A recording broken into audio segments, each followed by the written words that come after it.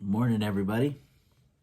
Hope you're all doing good. It's a very chilly morning here in southeastern Nebraska, out in Omaha. I wanted to talk today about this 30th anniversary edition of Nevermind. I know that a lot of people have talked about it over the last few weeks. It's gotten a lot of, this album's gotten a lot of airtime on YouTube and in the VC.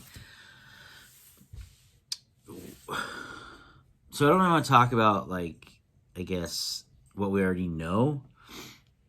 But it's just, okay, something about me that you should probably know is I love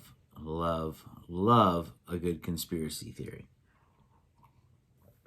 I love listening to conspiracy theorists talk because they will just go on and they just wholeheartedly believe that the lizard people have a secret moon base that has a secret teleporter that teleports them to the center of the earth or whatever, but yeah, but I love listening to that stuff, but like I said, I don't buy into any of it, but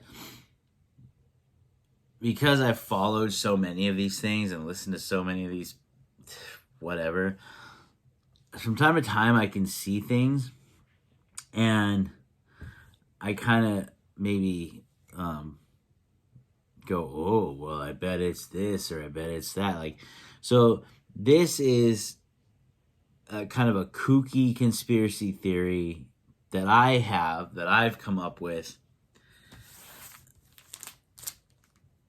surrounding this album, or this release.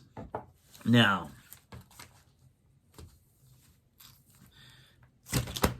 I think that I know that there's like the super deluxe, it's like crazy expensive, and people were saying that they thought that they limited this one so that people would have to buy that one if they wanted it. I don't know about that, but here's what's crazy. So this what I kind of came up with. So we all know that like a month or two ago, the Nevermind baby came forward and was like, I was fucking hashtag me too'd in that album and about, whatever. Like, he made a big deal about how like it was child pornography and his image being used against his will when he was a baby, yada, yada, yada. 29, almost 30 years after the fact. Well, he didn't have any problem promoting the album for the first 29 years of his life. You know what I mean? Like, the kid was like 30, well, he is 30. But, like, the kid, he had been involved in many promos for this album throughout the years. But now he's got an issue with it right before the 30th anniversary comes out. So, was it a money grab kind of deal on his part? Like, he figured, okay, there's going to be a 30th anniversary of this, so I'm gonna get on it. I can make some money, some big money off of this. So that's where my brain takes me. And so what I'm wondering is if there is any connection between that and this becoming a limited deal.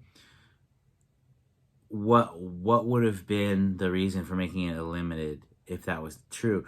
Like, is it because this kid is going after royalties for use of his image yet again in another pressing or another version of this album coming out? So he's going for the royalties and the compensation. So they figure, well, if we're going to pay this dude out, I'd rather give him, let's make it a smaller release. That way we don't have to pay him as much. Or, or was it or the conspiracy theory part would be, did they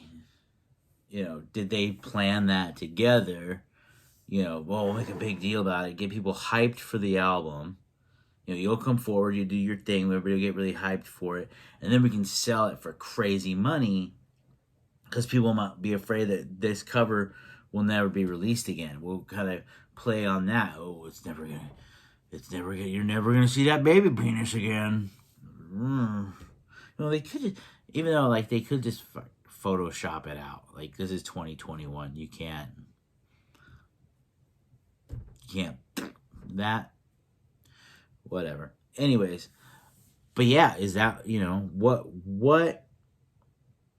what happened that made this suddenly become limited edition before, when nobody knew it was going to be? Was they could sell the more expensive one, so they scare people into thinking they're not going to be able to get it? Was it because they said this image might go away, and it may not, they scared people into thinking that this cover will never be released again? Were they trying to screw the Nevermind baby out of money because he's suddenly a dickhead? Don't know. But like I said, that's just my mind works like that. I see things and like coincidences. And I was just thinking about that the other day when I was like listening to this, and I was just thinking, like, what happened with that deal with the kid? A couple months ago, he was all over the place making a big deal about it, and then that just went away. But then this came out, and everybody was like talking about how, well, not everybody, the people that know, the people that collect vinyl, were the only ones talking about it. But like the issues about this being the limited edition, you could buy the box set for like, I don't know, an arm and a leg or whatever it was. So yeah, I don't know. If you have any thoughts or input, you want to tell me I don't know what the heck I'm talking about, and that this is how the industry works or whatever, go ahead, let me know. But I was just thinking, like, how crazy it would be if there was like some dastardly corporate conspiracy that we don't know about surrounding the Nirvana estate. Just Dave Grohl and Courtney Love just shadow boxing each other all the time and bitching at each other. It's my money. No, it's mine. Who knows? But that's all I got. There you go. Less than 9 minutes. We're golden. Y'all have a good one. Take her easy.